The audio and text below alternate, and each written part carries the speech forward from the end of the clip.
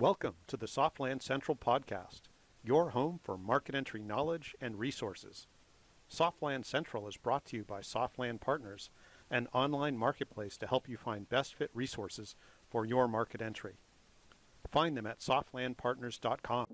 You mentioned COVID-19 and it's certainly very timely today and topical. Are you seeing in the first step in the process you had mentioned for that strawman company was the idea of hiring a sales agent to validate market demand and begin building the client base or to augment what's being done from corporate. Are you seeing more? I think that's always been a strategy, but are you seeing more of a shift to that in the last 2 months as we've grappled with this pandemic, and I guess what do you expect, in that space over the next 6 to 12 months? Will there be more of a shift to that strategy for many companies for market entry? Yeah, I think almost necessarily that there's going to have to be. I certainly a common discussion I certainly would have with companies over the past few years is that there would be somebody, very often the CEO or head of sales, let's say back in the UK and Europe, who was regularly traveling. A couple times a month even to the United States to win new customers, to negotiate deals, go to conferences, etc. And that was how they were starting to build up presence, right, and brand recognition in the US. Right now, that's not really possible. Travel is certainly curtailed. In-person meetings are curtailed. Speaking now in April 2020, that strategy is in the short term not really viable. Is it going to change? Are we going to by the summer?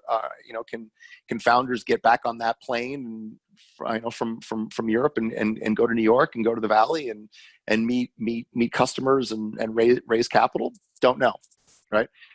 In the meantime, those companies are going to have to leverage local U.S. hires, local U.S. contractors, and they're going to have to leverage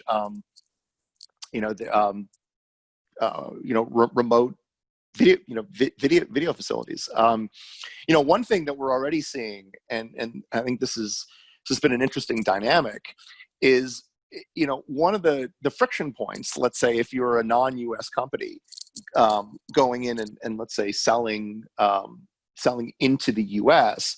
is the sense by the American customer that you really need to be on the ground in the U.S. But it's funny because if you think about it, in some respects, nobody is on the ground right now, right? Because whether you are technically a domestic-based U.S. business or you are not technically a domestic U.S.-based business, we are all in some respects remote, even if we are in the same city.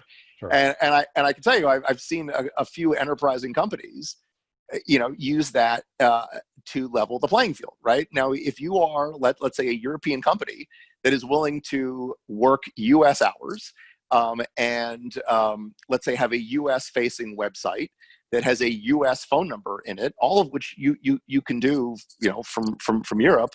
Well, what's the difference between the company that's based in New York and the company that's based in Berlin at that point, right? There isn't necessarily any difference, and then it comes down to who's got the more compelling offering, and so it's one of those situations where you can sort of see, strangely enough, a little bit of a silver lining, or at least an opportunity. If you are a non-U.S. company, is that you can use this as an opportunity to level the playing field. And maybe take off the table the question of geography and place the focus more squarely on competing with American companies based on the quality of offering. One-way ticket across the nation.